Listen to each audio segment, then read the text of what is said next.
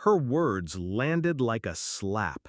The laughter around the table swelled, wine glasses clinking, smirks flashing, my father's dismissive chuckle echoing.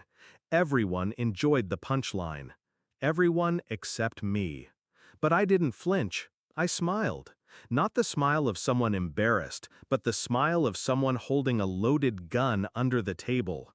"How does it feel," I said, my voice steady, "knowing this useless one won't be paying your bills anymore?" The silence that followed was delicious. Forks froze. My sister's smirk faltered. She blinked, as if trying to process the shift. That was the moment it began. I wasn't always this calm. Once I craved their approval. I was the quiet child, the helper, the one who covered debts no one admitted existed. Rent, mortgages, tuition, my money, always disguised as family support. They told me I was lucky for my job. They told me it was only right I shared. They told me I was part of them. But gratitude? Never. I still remember the night I first noticed it. My sister, bragging at her friend's party about her hard-earned lifestyle. She was standing in front of a car I had bought, talking about vacations I had funded. Not once did she mention me. That was when the first crack split open. The betrayal didn't scream, it whispered. A credit card statement with charges I hadn't made. A sudden transfer missing from my account. Then I learned the truth. My father had been quietly wiring my money into their accounts. Just temporary help, he claimed. My mother called it family duty. But the moment that ended it for me was hearing my sister laugh on the phone, calling me the family ATM. I didn't confront them, not then. I didn't cry. I studied. I planned. They thought my wealth was luck. It wasn't. It was work. Investments, quiet risks, companies I built under names they never bothered to ask about. They knew I had money, but not how much. Not the empire. Not the $74 million portfolio I had stitched together behind the curtain of their ignorance. They had no idea they lived in a house still standing because of me. That their credit scores were intact because I was the one paying the minimum balances when they forgot. They believed I was weak. I let them believe it, because weakness is camouflage. My plan was simple: patience.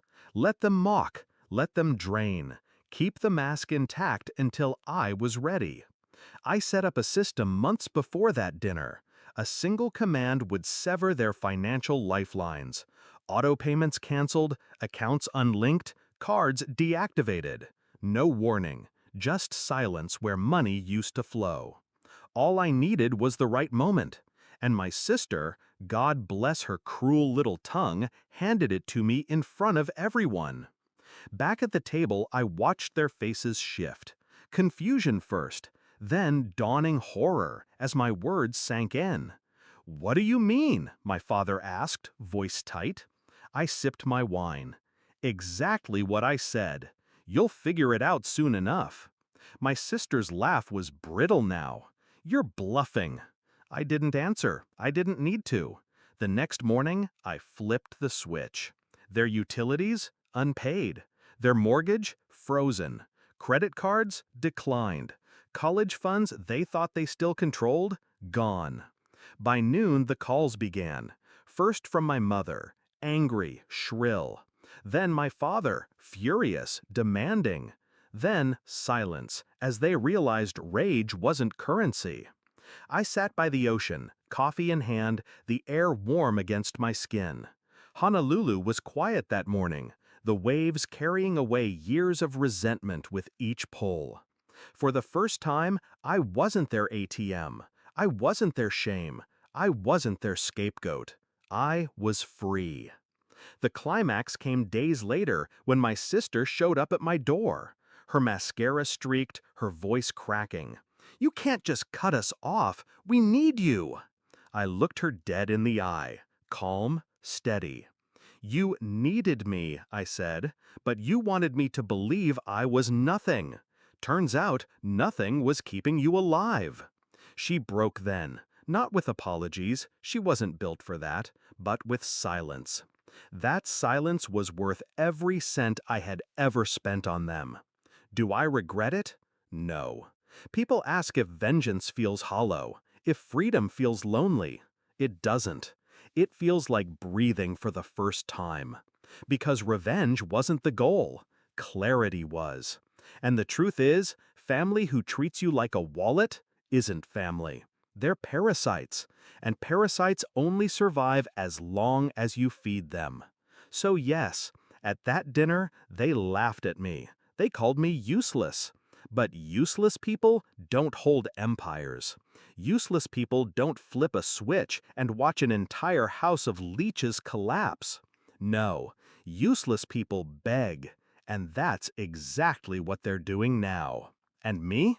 I'm sitting here, the waves brushing against the shore, glass in hand, finally smiling without restraint, because the most useless one turned out to be the only one who never needed them at all.